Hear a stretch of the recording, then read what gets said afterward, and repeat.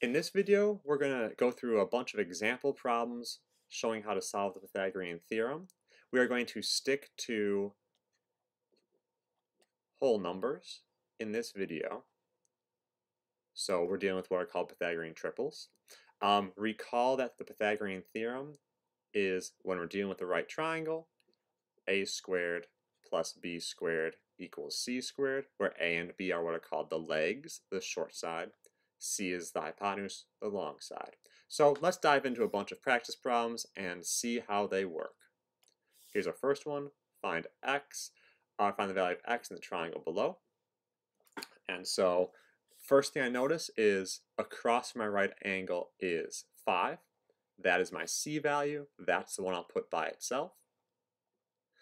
Doesn't matter which one's a, which one's b, so I'll have 4 squared plus x squared. These numbers are small enough, I'll just do them in my head. 4 squared is 16. 5 squared is 25. I need to solve for the x squared, so I will subtract the 16 from both sides in an attempt to get x by itself. Bring down the x squared. 25 minus 16 is 9.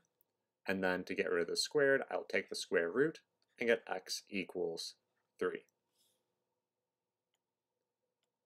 Next example. First thing to do is identify c. I look at the right angle, go across the right angle. I see that there's an x there. That means that the c value will be x. So I'll have this x squared by itself on the right.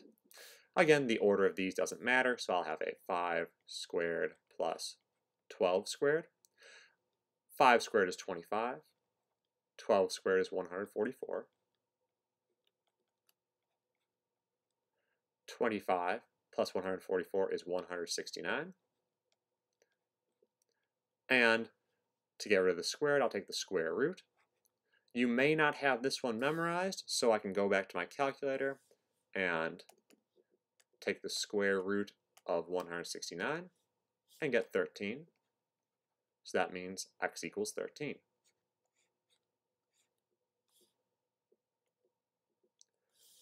Same type of problem. First thing to do is figure out which side is c. So I go across the right angle and I see that c will be this 58. So that goes by itself.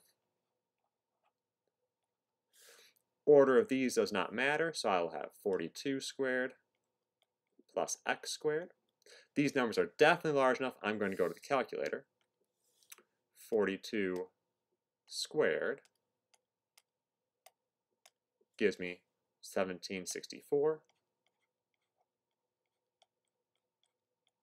Bring down the x squared. 58 squared is 3,364. I'm going to subtract the 1764 from both sides because I need to get x by itself. So this minus 1,764 gives me 1,600. And then I'll take the square root of both sides, and I get 40.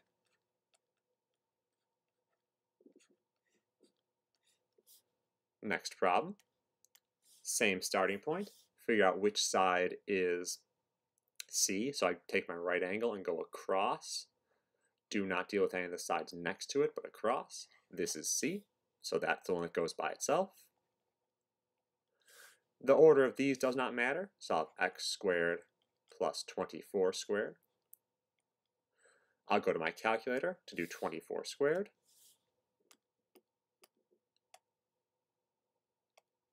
$576. I'll go to my calculator to do 25 squared. It's going to be 625, but that's some spoilers. There we go. I'll subtract 576 from both sides.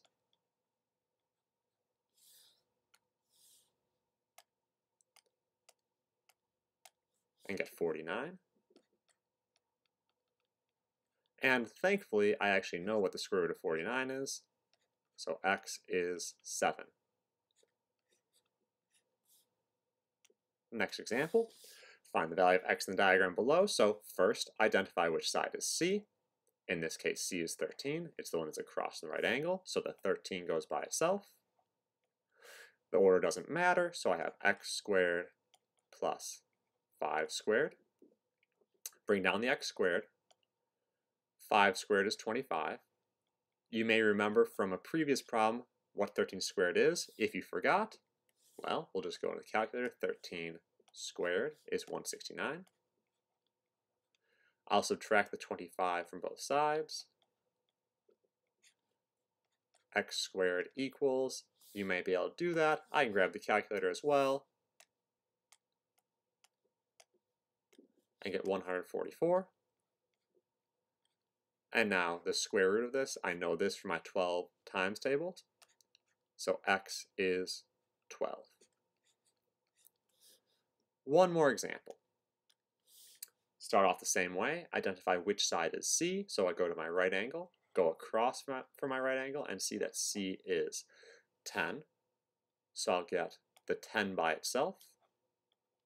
The other two, order doesn't matter, so 8 squared plus x squared, and these numbers are all small enough to deal with without the calculator.